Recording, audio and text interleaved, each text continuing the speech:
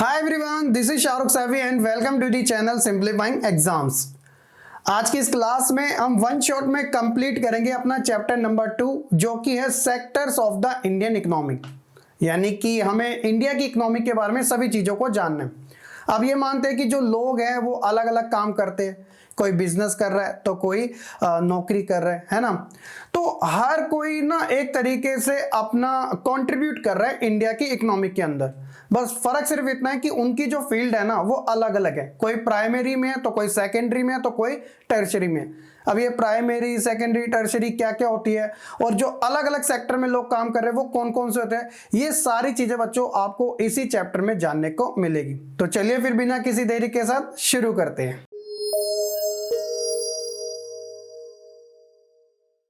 तो अगर सबसे पहले हम बात करें इनके क्लासिफिकेशन को लेके, तो देखिए हमें इंडियन इकोनॉमिक का जो क्लासिफिकेशन है, डिफरेंट टाइप के जो सेक्टर्स है वो कौन कौन से है। तो सबसे पहले हम बात करेंगे इकोनॉमिक एक्टिविटीज के बारे में। देन सेकंड जो होगा वो होगा हमारा ऑर्गेनाइज्ड एंड अनऑर्गेनाइज्ड सेक्टर, और जो तीसरा है वो है पब्लिक एंड प्राइवेट सेक्टर्स। अब ये जितने भी आपको सेक्टर्स देखने को मिल रहे हैं इन्हीं के अंदर हमारा इन्वॉल्वमेंट रहता ही है। अब एक एक करके इन्हें समझने की कोशिश करें तो सबसे पहले बात करेंगे हम इकोनॉमिक एक्टिविटीज के बारे में। अब ये इकोनॉमिक एक्टिविटीज क्या होती है, देखिए मैंने आपको स्टार्टिंग में बताया था कि लोग जो होते हैं ना, कोई जॉब कर रहा है तो कोई बिजनेस कर रहा है, वो डिफरेंट डिफरेंट कैटेगरीज में कर रहे हैं। तो हम मेजरली इकोनॉमिक एक्टिविटीज के अंदर 3 कैटेगरी देखते हैं। फर्स्ट होती है प्राइमरी और सेकेंडरी एंड टर्शरी। तीनों के जो काम है वो एक दूसरे से आप कह सकते हो कि अलग जरूर है लेकिन वो डिपेंडेबल है एक दूसरे के साथ। वो कैसे, देखिए सबसे पहले बात आती है प्राइमरी सेक्टर की। प्राइमरी सेक्टर को आप कह सकते हो कि ये एग्रीकल्चर सेक्टर भी माना जाता है और ये अलाइड सेक्टर भी माना जाता है, क्योंकि ये जो रॉ मटेरियल होता है ना, जिसे हम कच्चा माल कहते हैं, वो हमें यहीं से यूज करने को मिलता है बिल्कुल फ्रेश तरीके से। जैसे this sector includes the activities which are directly associated with the exploitation of natural resources. यानी कि इसमें हम एक तरीके से नेचुरल रिसोर्सेज का यूज करते हैं अपने काम के लिए ताकि उसको आगे बढ़ाया जा सके। एग्जांपल की अगर बात की जाए जिसके अंदर agriculture, forestry, fishers, poultry, animal husbandry, ये सारी चीजें इन्वॉल्व होती है। जैसे मैं आपको एक एग्जांपल देता हूं, आप देखते हो कि मेज है, तो मेज जो है उसके अंदर यूज किसका है, मटेरियल जो यूज हुआ है तो वो वुड का है, लकड़ी का है। तो लकड़ी क्या है, एक प्रकार का नेचुरल रिसोर्सेज है। तो हमने प्राइमरी एक्टिविटी के अंदर ना इन सारी चीजों को एक तरीके से एक्वायर किया है ताकि उसे हम एक न्यू शेप दे सके। उसे हम कैसे कर पाते हैं, उसे हम सेकेंडरी एक्टिविटी में कर पाते हैं, यानी कि रॉ मटेरियल को एक तरीके से रेडी मटेरियल में कन्वर्ट कर दिया जाता है। तो ये तो हो गया प्राइमरी सेक्टर। सेकेंडरी सेक्टर क्या होता है कि इसमें नेचुरल प्रोडक्ट आर कन्वर्टेड, यानी कि कन्वर्ट कर दिया जाता है into other form through the way of manufacturing. This manufacturing activity take place with the help of machine and labour, क्योंकि मशीनों के थ्रू ये सारे काम काफी इजीली से हो जाते हैं और मशीनें आप जानते हो कि कितना तेजी से काम करती है।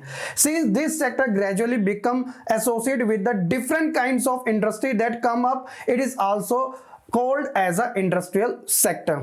मतलब इतनी ये आप कह सकते हो कि इसे एक तरीके से इंडस्ट्रियल सेक्टर के नाम से ही जाना जाता है, क्योंकि इसके अंदर हम रॉ मटेरियल का यूज करते हैं ताकि उसे एक रेडी प्रोडक्ट बना सके। कुछ एग्जांपल देते हैं आपको और अच्छे से समझ आएगा। जैसे जो यार्न होता है, यानी कि जो सूत काटना होता है ना, उससे हम क्या करते हैं, कपड़े बनाते हैं। उसी तरह जो शुगर कैन होती है, यानी कि जो गन्ना होता है, उससे हम शुगर बनाते हैं। जो क्ले होती है यानी मिट्टी, मिट्टी से हम ईंट बनाते हैं। ईंट से आप जानते हो कंस्ट्रक्शन का काम कितना बड़े लेवल पे किया जाता है।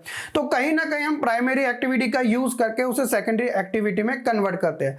अब ये बात आती है टर्शरी एक्टिविटी की। अब आप देखिए कि एक दूसरे से कैसे इंटर लिंक्ड है। जैसे टर्शरी सेक्टर एक तरीके से सर्विस सेक्टर के नाम से जाना जाता है। अब आप बताइएगा कि एक जगह से दूसरी जगह इतना बल्कि जो सामान होता है उसे ले जाने का काम किसका होता है, ज्यादा ट्रांसपोर्ट का होता है। अगर ट्रांसपोर्ट हो ना तो एक जगह से दूसरी जगह सामान कैसे जाएगा, तो आप कह सकते हो इंडस्ट्रियल जो सेक्टर है, जो सेकंड वाला है, वो पूरी तरीके से डिपेंड करता है टर्शरी के ऊपर और सेकंड वाला डिपेंड करेगा फर्स्ट के ऊपर। तो इसलिए ये इंटरलिंक है, आप कंफ्यूज मत होना। This sector also known as a service sector. This sector include all kind of service. जैसे एग्जांपल के तौर पर telecommunication, education, medical care, transportation, insurance, banking, ये सब क्या है बच्चों, सर्विस सेक्टर के लाए जाते हैं, यानी कि टर्शरी सेक्टर के अंदर आते हैं। Tertiary sector provide support to rest both of the sector. भैया अगर आपने पंखा यूज कर रहे हो, अगर वो खराब हुआ तो उसकी सर्विस के लिए कौन आएगा, इलेक्ट्रीशियन आएगा, है ना। जिस तरीके से अगर आपको कोई बीमारी हुई है तो आप किसके पास जाओगे? डॉक्टर के पास। डॉक्टर का क्या काम है? सर्विस देने का। अगर आपका कोई केस है तो आप किसी एडवोकेट या वकील के पास जाते हो तो वो भी आपको सर्विस प्रोवाइड करा रहा है। जैसे टीचर और स्टूडेंट का रिलेशन होता है, टीचर क्या करता है? नॉलेज प्रोवाइड कराता है, तो वो भी सर्विस दे रहा है। तो ये सारी जो चीजें वो सर्विस से ही चल पा रही है। तो इसलिए आप कह सकते हो इकोनॉमिक एक्टिविटीज प्राइमरी, सेकेंडरी और टर्शरी एक दूसरे के ऊपर इंटरडिपेंडेबल होती है ना। This sector is a very important as for the contribution in the national income is concern. ये जो लास्ट वाला सेक्टर है ये काफी इंपॉर्टेंट माना जाता है हमारे नेशनल इनकम के अंदर, और आज के समय तो फोर्थ फिफ्थ भी आ चुकी है, जो कि बेसिकली आप देखते हो कि जो लोग हैं सेमिनार करके वर्कशॉप करके भी उसका पैसा चार्ज करते हैं, यानी कि कंसल्ट देकर भी चार्जेस मिलते हैं। तो एक तरीके से वो सर्विस ही प्रोवाइड करा रहे हैं, वैल्यूएबल चीजें है ना। मोटिवेशनल स्पीकर आपने बिल्कुल देखे होंगे, सुने होंगे, है ना। तो ये सारी चीजें हमारी इकोनॉमिक एक्टिविटी से कनेक्टेड है। आगे बात करते हैं, अगर हम तीनों ही activity primary, secondary and tertiary का कंपैरिजन करें तो हमें क्या रिजल्ट देखने को मिलता है? देखिए, as thousand of economic activities going around all three sector, लोग जो है डिफरेंट टाइप के काम करते हैं इन तीनों सेक्टर के अंदर, जैसे कि हमने पहले भी बात कर ली। It make almost impossible to take account of every such activities. ये नामुमकिन सही है कि हर एक एक्टिविटी का लेखा जोखा देखा जाए तो बहुत ज्यादा टाइम कंज्यूम हो जाएगा और कैलकुलेशन भी ठीक नहीं बैठ पाएगी। तो इसका सॉल्यूशन कैसे निकलेगा? तो जो हमारे इकोनॉमिक्स हैं उन्होंने एक ये निकाला सॉल्यूशन इसका कि देखिए, जो एक तरीके से अमाउंट है ना उससे कैलकुलेट कर दो, अपने आप सारी चीजें सॉर्टेड हो जाएगी। जैसे मान के चलेगा कि 10,000 kg वीट यानी कि गेहूं अगर बेचा जाता है 20 रुपये पर केजी के हिसाब से, तो उसका एक्चुअल अमाउंट कितना बन गया? तो आप देखोगे जो वीट की वैल्यू है वो 2 लाख होगी। बड़ा सिंपल सी कैलकुलेशन है, देखो कितना कुछ करना भी नहीं पड़ा। एक और ले लेते हैं, जैसे कोकोनट 5000 कोकोनट जो है वो 15 रुपए पर के हिसाब से बेचे जा रहे हैं, तो उनकी एक्चुअल वैल्यू कितनी होगी? 75,000। तो कितना आसान हो गया है ना। तो इसलिए ये क्राइटेरिया अपनाया जाता है इन सभी चीजों को कैलकुलेट करने के लिए, ताकि ये सभी का कंट्रीब्यूशन हमारे जीडीपी में काउंट हो सके। The value of the goods and services in the three sector are calculated and then added up। बड़ा सिंपल सा है। होप्स कि आपको यहां तक सारी चीजें अच्छे से समझ आ चुकी होगी। यहां पे आपको एक चीज समझना जरूरी है कि हम only final goods and service को ही काउंट करते हैं इन चीज में। वो कैसे? इसे एक एग्जांपल के थ्रू समझने की कोशिश करते हैं। देखिए, एक फार्मर है जो कि अपना एक गेहूं पीसने वाली कंपनी को 20 रुपए पर केजी के हिसाब से बेचता है। अब ये जो एक तरीके से गेहूं पीसने वाली कंपनी है वो क्या करती है कि बिस्कुट कंपनी को 25 रुपए केजी के हिसाब से जो गेहूं से आटा बना है उसे वो बेच देती है, यानी कि फ्लोर को वो बेच देती है। तो एक तरीके से 20 रुपए में उन्होंने खरीदा और 25 रुपए में बिस्किट कंपनी को बेच दिया। अब बिस्किट कंपनी ने क्या किया, उस आटे का उसके अंदर शुगर मिलाई, ऑयल मिलाया और उसके 4 पैकेट बना दिए बिस्किट के, और ये 4 पैकेट बिस्किट को एक तरीके से मार्केट में कंज्यूमर यानी कि हम उपभोक्ता इनके लिए एक तरीके से दे दिया 80 रुपीज का, जिसमें पर पैकेट 20 रुपीज का है। तो कहा जाएगा कि जो बिस्किट है वो एक फाइनल गुड है जो कि कंज्यूमर तक पहुंची है। अब इसके अंदर वो सभी कॉस्ट जो है वो इंक्लूडेड है, जैसे 20 रुपये के हिसाब से जो गेहूं फार्मर बेचता है कंपनी को, और जो आटा वाली कंपनी वो बिस्किट वाली कंपनी को जो बेच रही है 25 रुपए में, सारा इंक्लूड होके 80 रुपीज का हमें देखने को मिल रहा है। तो इसलिए हम कहते हैं कि हम फाइनल गुड्स एंड सर्विस को ही काउंट करते हैं। होप सो कि आपको ये भी कॉन्सेप्ट अच्छे से समझ आ चुका होगा। आगे बात करते हैं हिस्टोरिकल चेंजेस के बारे में, तीनों ही सेक्टर में हमें कैसे कैसे देखने को मिले। An initial stage of the development, primary sector was the most important sector of economic activity in the country. देखिए, हमारा जो देश है ना वो बहुत टाइम से ही कृषि प्रधान देश माना जाता है। तो शुरुआत का जब डेवलपमेंट का दौर था ना, उस समय भी ये जो प्राइमरी सेक्टर था ना वो हमारे लिए काफी ज्यादा इंपॉर्टेंट था। With the innovation in farming method, agriculture sector begin to produce much more food than before. जैसे जैसे टाइम बढ़ता चले गया वैसे वैसे हमें एग्रीकल्चर के अंदर भी इनोवेशन देखने को मिला। कुछ एग्जाम्पल देखते हैं। पहले लोग एक तरीके से वो कुदाल होता है ना, उसे अपने शोल्डर पे रख के जो काव होती थी उससे खेती करते थे, लेकिन आज ट्रैक्टर आ चुके हैं, है ना। उसी तरह स्प्रिंकल वाला जो वाटर होता है, चारों तरफ पानी फेंकते हैं, वो आ चुका है, मोटर आ चुकी है। इतने सारे एक तरीके से इनोवेशन हो चुके हैं कि एग्रीकल्चर में भी हमने साइंस टेक्नोलॉजी को यूज कर लिया। People start working in industry, लोग जो इंडस्ट्री में काम करना भी शुरू करें। Some people also get involve in transportation, अब कुछ लोग क्या है ट्रांसपोर्टेशन के अंदर भी लग गए, क्योंकि एक जगह से दूसरी जगह ले जाना काफी इंपॉर्टेंट होता है, तभी जाके अच्छा लेन देन हो सकेगा। Gradually secondary sector become the most important in economic and providing employment. अब भैया एक आप इंडस्ट्री को खोल रहे हो तो वहां पर आपको लेबर की भी जरूरत होगी, मशीनें जो होंगी ऑटोमेटिक होगी, लेकिन उसे रन करने के लिए लोगों की आवश्यकता होगी। और जब यही मशीनें जब प्रोडक्ट निकालेगी तो उस प्रोडक्ट को एक जगह से दूसरी जगह भी तो ले जाना पड़ेगा, तो ऐसे में जो ट्रांसपोर्ट होगा वो शुरू हुआ। अब जब ट्रांसपोर्ट शुरू हुआ तो उसे चलाने वाला भी तो कोई होना चाहिए ना, तो यहां से भी आप कह सकते हो कि एम्प्लॉयमेंट जनरेट हुई। आप देख रहे हो हिस्टोरिकल चेंजेस कैसे कैसे होते जा रहे हैं। Different industry related to food processing, equipment, marketing, textile coming in a large number. अब धीरे धीरे कंपनियां अलग अलग फील्ड में बढ़ती चलेगी। This lead to start of service such as a banking, health, education. मतलब अब धीरे धीरे ये चीजें भी ओपन होती चलेगी, बैंकिंग, हेल्थ, एजुकेशन सारा, क्योंकि भैया कहीं ना कहीं रिक्वायरमेंट तो रहेगी इन सभी चीजों की। The service sector has become the most important sector in terms of total production and start employing more people. जैसे जैसे सेकेंडरी सेक्टर बढ़ता गया वैसे वैसे जो आप कह सकते हो ये जो सर्विस सेक्टर है टर्शरी वाला, इसकी भी डिमांड ज्यादा से बढ़ती चलेगी, क्योंकि लोगों को सर्विस की तो रिक्वायरमेंट ऑल टाइम रहेगी। प्रोडक्ट आप एक बार लेते हो, लेकिन सर्विस उसकी एक से ज्यादा बार ही हमें करवानी पड़ती है। चाहे आप एसी लो, पंखा लो या कुछ भी लो, लेकिन सर्विस उसकी एक से ज्यादा बार ही हमेशा होती है। तो ये सारी चीजें आप कह सकते हो इंटरडिपेंडेबल है, और आप देख रहे हो कि हिस्टोरिकल चेंजेस हमें कैसा कैसा देखने को मिल रहा है। ठीक है, अगला टॉपिक है ग्रॉस डोमेस्टिक प्रोडक्ट, यानी कि जीडीपी के बारे में बात हो रही है। और किसी भी कंट्री की जो जीडीपी है वो काफी इंपॉर्टेंट मानी जाती है। उसी के हिसाब से आप कह सकते हो कि किसी भी कंट्री को डेवलपिंग और अंडर डेवलप कंट्री का दर्जा दिया जाता है। अभी जैसे इंडिया एक डेवलपिंग कंट्री है, यानी कि अभी वो डेवलप है नहीं, क्योंकि हमारी जो जीडीपी है अभी इतनी हाई नहीं है जैसा कि वेस्टर्न कंट्रीज की हमें देखने को मिलती है। The value of final goods and services produce in all three sector, primary, secondary and tertiary, during a particular year. जैसे एग्जांपल के तौर पे यहाँ पर हम 1 ईयर को लेके चलते हैं। Provides the total production of the sector for that year is called the GDP. यानी कि एक साल के अंदर जो भी गुड्स एंड सर्विस का लेखा जोखा हुआ है, उनका जो कैलकुलेशन होता है वो एक तरीके से जीडीपी कहलाता है।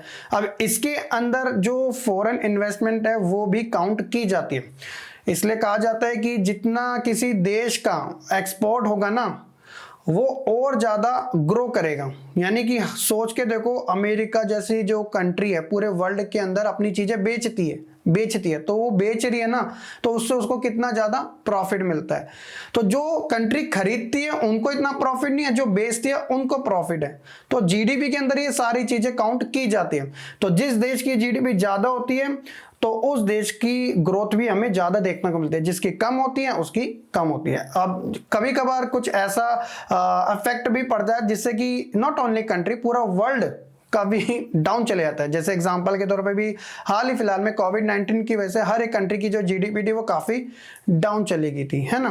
तो ये तो हो गया हमारा ग्रॉस डोमेस्टिक प्रोडक्ट के बारे में। अब इनका कॉन्ट्रीब्यूशन देखते हैं हम कैसे कैसे है। In the period of 1973 and 74 जो प्राइमरी सेक्टर था ना, उसका जो कंट्रीब्यूट था वो जीडीपी में सबसे हाई था, क्योंकि सारा फोकस हमारा उसी के ऊपर था। बट इन 2013-14 अभी हाल ही के सालों में, जो अभी 10-15 साल के अंदर, when tertiary sector has contributed maximum in GDP. अब टर्शियरी सेक्टर क्योंकि टेक्नोलॉजी बढ़ी तो सारी चीजों के लिए सर्विसेज की रिक्वायरमेंट तो चाहिए, तो इसलिए इनका जो कंट्रीब्यूट था वो ज्यादा हो गया। Now the question is why, तो ऐसा हुआ क्यों? There are various factor behind this, let's study this in detail.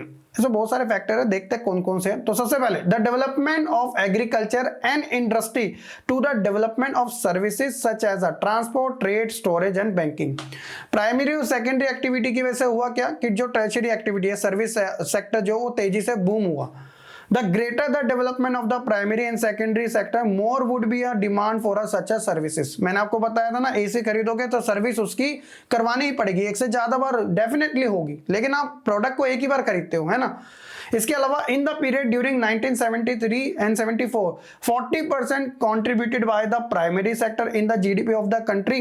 Secondary sector का जो कंट्रीब्यूट था वो 12% था, लेकिन आप देखिएगा 48% जो था कंट्रीब्यूट वो टर्शियरी सेक्टर का था। इससे आपको क्या आइडिया मिल रहा है कि कैसे कैसे जो डेटा वो चेंज होता जा रहा है।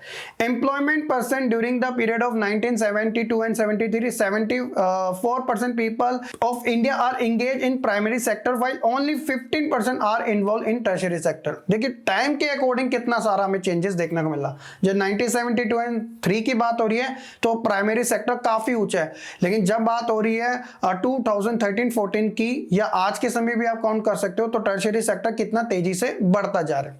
तो ये आप कह सकते हो कि कुछ ऐसे रीजन है ना। इसके अलावा year 2013 and 14 the percentage of contribution of the tertiary sector in GDP of the country increased and reach 67%।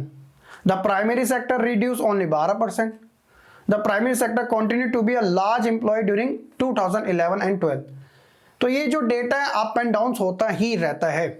तो ये है हमारा जीडीपी से रिलेटेड कुछ डेटास के अकॉर्डिंग चेंजेस। नेक्स्ट टॉपिक बात करते हैं डिसगाइज्ड अनएम्प्लॉयमेंट। हिंदी में से प्रचंड बेरोजगारी कहते हैं। इसका मतलब क्या होता है? Most people engage in agriculture than the necessity, यानी जरूरत से ज्यादा जब लोग एग्रीकल्चर में काम करते हैं तो ये दर्शाता है this kind of under employment is hidden in contrast to someone who does not have a job and is clearly visible as a unemployed. तो इसे हम क्या कहते हैं? Disguised unemployment. यानी कि अगर एग्रीकल्चर के अंदर 3 जने काम कर रहे हैं ना तो इनफ है, लेकिन 3 से ज्यादा काम कर रहे हैं तो सिर्फ वो नाम मात्र के लिए काम कर रहे हैं। अगर वो नहीं भी करेंगे ना तो कोई ऐसा फर्क नहीं पड़ेगा, लेकिन वो काम इसलिए कर रहे हैं क्योंकि उनके पास कोई और काम है नहीं। तो इसलिए होता है ना कि एक्स्ट्रा एक तरीके से हेल्पिंग हैंड हो गया। तो इसे हम प्रचंड बेरोजगारी कहते हैं, डिसगाइज्ड अनएम्प्लॉयमेंट कहते हैं। बड़ा छोटा सा टॉपिक है। उसके बाद है कि हाउ टू क्रिएट एम्प्लॉयमेंट। सवाल बड़ा ये भी आता है कि हम कैसे एम्प्लॉयमेंट को जनरेट कर सकते हैं। बड़ा ही सिंपल सा है। सबसे पहले granting loans at lower interest rate. अगर हम कम ब्याज पर लोगों को एक तरीके से लोन देते हैं तो इससे क्या होगा कि वो अपना स्टार्टअप कर सकते हैं, बिजनेस कर सकते हैं, अपनी छोटी मोटी शॉप ओपन कर सकते हैं, एग्रीकल्चर के अंदर अपना पैसा इन्वेस्ट कर सकते हैं अगर उसकी ब्याज की दरें कम होगी तो। Investing in infrastructure such as a building, a dam, a suitable place. ज्यादा से ज्यादा इंफ्रास्ट्रक्चर को बिल्डअप किया जाए ताकि एम्प्लॉयमेंट बढ़ सके, क्योंकि कंपनियां आएगी, कंपनी स्टैब्लिश होगी और फिर लोगों को जॉब मिलेगी, यानी कि एम्प्लॉयमेंट जनरेट होगा। Increase efficiency of transportation and the storage.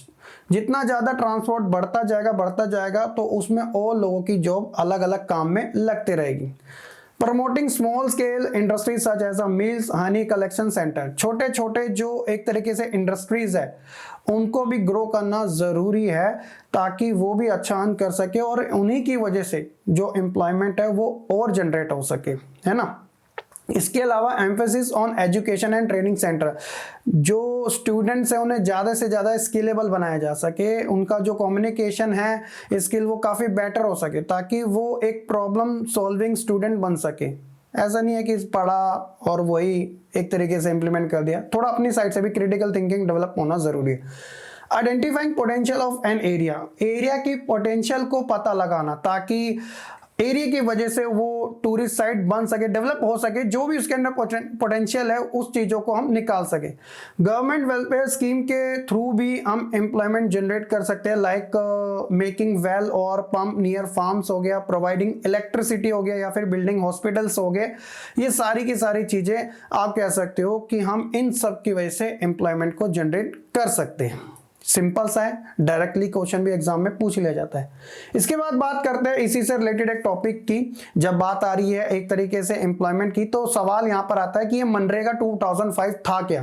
तो एक सिंपल सा एक एक्ट था, बस में ये बात की गई थी। सबसे पहले इसका फुल फॉर्म है Mahatma Gandhi national rural employment guarantee act 2005, उस समय कांग्रेस की सरकार थी, ये भी याद रखना, ठीक है। मनरेगा में ऐसा कहा जाता है कि उसे हटा दिया गया है ना, महात्मा गांधी एमजी को हटा दिया गया है।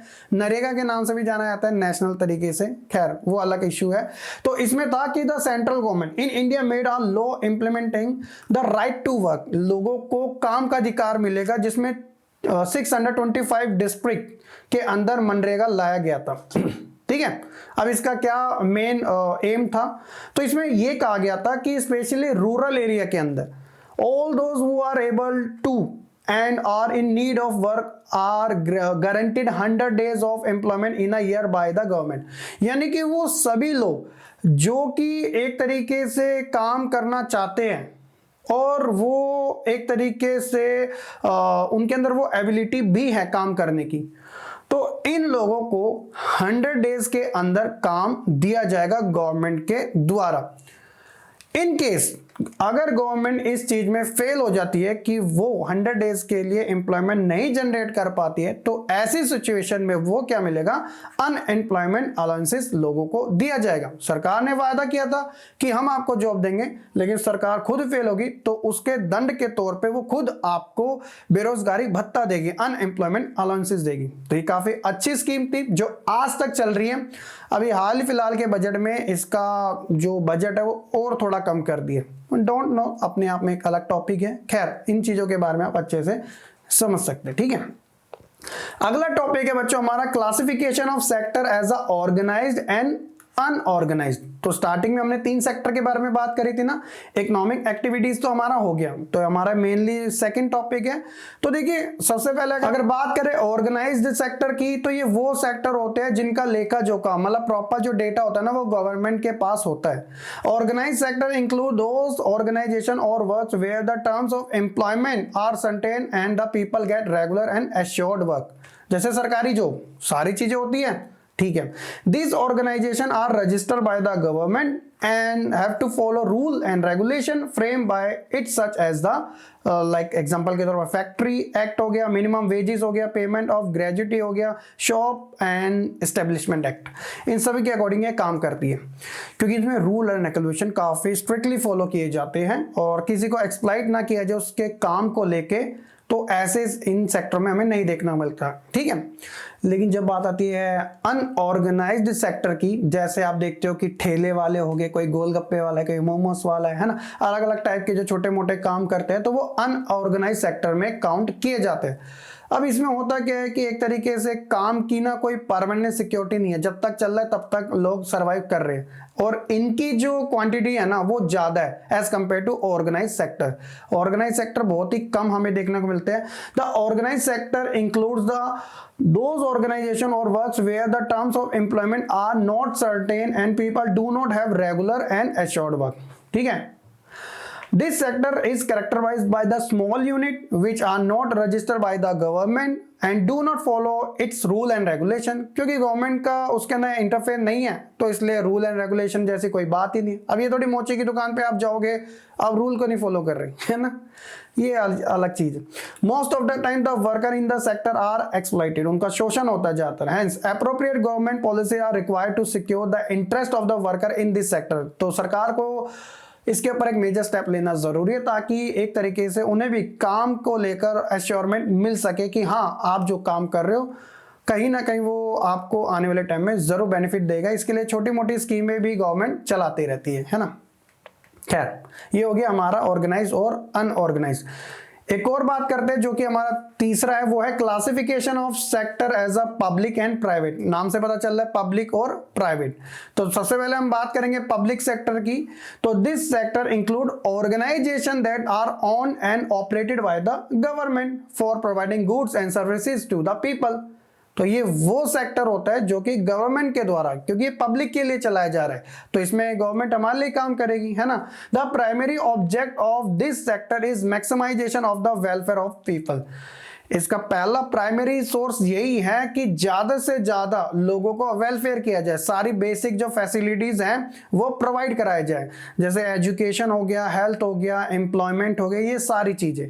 There are many goods and services which are provided by the public sector to the public and industry, while to the private sector is not able to provide either due to higher cost or a long gestation period। कहने का मतलब कि वही होता है कि जैसे एक साइड हो गया गवर्नमेंट हॉस्पिटल और ऑन दी अदर साइड हो गया एक प्राइवेट हॉस्पिटल। जब आप देखोगे गवर्नमेंट हॉस्पिटल जीरो फीस और प्राइवेट हॉस्पिटल की फीस इतनी हाई है क्योंकि वो चलता ही प्राइवेट लोगों से है ना। तो बैंक का भी एग्जांपल ले सकते हो। तो जब भी आप देखोगे पब्लिक सेक्टर की कि वहां पे जो कॉस्ट है ना वो गवर्नमेंट के द्वारा लगाई जा रही है, लेकिन पब्लिक सेक्टर में जो कॉस्ट लग रही है वो आपसे ही निकाली जाएगी, तो इस चीज का ध्यान रखना। तो चलिए प्राइवेट सेक्टर की भी बात कर लेते हैं। तो this sector include the industrial organisation that are own and operated by the private entrepreneur for the providing goods and service to the people. The primary object of this sector is maximization of the profit for the organization। हर चाहता है कि private company ज्यादा से ज्यादा profit earn करे, तभी तो ये मिलियनर बिलियनर कंपनी बनती जा रही है, यूनिकॉर्न है ना। तो ये तो हो गया पब्लिक एंड प्राइवेट सेक्टर के बारे में। तो ये था हमारा ओवरऑल इस लेसन के अंदर। होप सो कि आपको सारे ही टॉपिक अच्छे तरीके से समझ आ चुके होंगे। एक बार क्विक रिकैप करना चाहे तो इस लेसन के अंदर जो इंपॉर्टेंट टर्म्स आई थी उन्हें भी एक बार आप समझ लीजिएगा। तो सबसे पहले आई थी इकोनॉमिक एक्टिविटीज। तो इकोनॉमिक एक्टिविटीज आपने बात कर ली थी, जिसके अंदर हमने प्राइमरी, सेकेंडरी और टर्शियरी के बारे में बात की थी। And economic activity is a act that is legal and create utility with the object of the earning money, क्योंकि सबका मेन सोर्स यही है अर्निंग जैसे ज्यादा। दूसरा इसके बाद है प्राइमरी सेक्टर, इसी के अंदर आता है the sector include the activity which are directly associate with the utilisation of the natural resources, फिर चाहे एग्रीकल्चर हो, फॉरेस्ट्री हो, हस्बेंड्री हो, ये सारी चीजें इसके अंदर इन्वॉल्व होती है, जिसमें हम रॉ मटेरियल का ज्यादा यूज करते हैं। फिर उसके बाद सेकेंडरी सेक्टर के अंदर हमने बात करी थी, तो ये वो सेक्टर होते हैं जिसमें हम रॉ मटेरियल का यूज करके उसे एक न्यू शेप देते हैं, यानी कि एक रेडी प्रोडक्ट बनाते हैं ना, converted into the form which help of the machine and labour. Tertiary sector जो कि एक तरीके से सर्विस सेक्टर माना जाता है, इसमें medical, education, communication, transport, banking system, ये सारी चीजें इन्वॉल्व होती है। उसी तरह जीडीपी के बारे में बात करी तो जीडीपी क्या करता है, एक तरीके से 1 ईयर के अंदर पूरे देश में कितना सामान बेचा गया और कितना खरीदा गया, यानी कि जो लेन देन हुआ ना उसका सारा कैलकुलेशन जीडीपी के ऊपर डिपेंड करता है। अगर लोग खर्च नहीं करेंगे ना तो ये कहीं ना कहीं जीडीपी को ग्रोथ नहीं बल्कि नीचे ले जाएगा, तो इसलिए लोगों का खर्च करना जरूरी है। इसके अलावा अनएम्प्लॉयमेंट, तो इसे बेरोजगारी कहते हैं, जब लोगों के पास कोई काम नहीं होता और तो मतलब कोई जॉब नहीं है तो अनएम्प्लॉयमेंट। और अनएम्प्लॉयमेंट किसी भी देश के लिए बिल्कुल भी ठीक नहीं माने जाती है, उसके जो एक तरीके से कॉजेज है ना वो बहुत नेगेटिव टाइप के निकलते हैं। उसी तरह फाइनल गुड्स एंड सर्विसेज, इसे इसलिए काउंट किया जाता है क्योंकि इससे कैलकुलेशन में ईजी हो जाता है, क्योंकि प्राइमरी और सेकेंडरी जो भी है वो सब इसी के अंदर इन्वॉल्व हो जाती है। Final good and service are those good and service which have crossed all the stages. जैसे मैंने आपको व्हीट मिल का एग्जांपल दिया था बिस्किट कंपनी का, तो ये उसी के अंदर है, जो कि सारे एक तरीके से स्टेजेस को क्रॉस करती है and value addition and are available to used by the final user. ठीक है, तो ये होता है हमारा final goods and service. Hope so कि आपको ये सारी की सारी जो इंपॉर्टेंट टर्म्स एंड कॉन्सेप्ट है वो भी अच्छे से समझ आ चुके होंगे। तो ये था हमारा overall chapter number 2 sector of the Indian economic. Basically majorly इसमें 3 ही कंटेंट है आपको पढ़ने के लिए। पहला है इकोनॉमिक एक्टिविटीज, दूसरा है ऑर्गेनाइज्ड और अनऑर्गेनाइज्ड सेक्टर, और तीसरा है आपका public and private sector. Simple सा लेसन है, कोई ज्यादा इसके अंदर पढ़ने की आवश्यकता नहीं है। सो उम्मीद है कि आपको ये जो वीडियो वो काफी अच्छे से समझ आ चुकी होगी। लाइक कमेंट शेयर करना बिल्कुल ना भूलिएगा, और चैनल पे नए हैं तो सब्सक्राइब जरूर कीजिएगा, क्योंकि इसके बाद हम बात करेंगे अपने chapter number 3 money and credit से रिलेटेड वन शॉट वीडियो के बारे में। तब तक के लिए सभी बच्चे खुश रहे, पढ़ते रहे और ऐसे ही आगे बढ़ते रहे।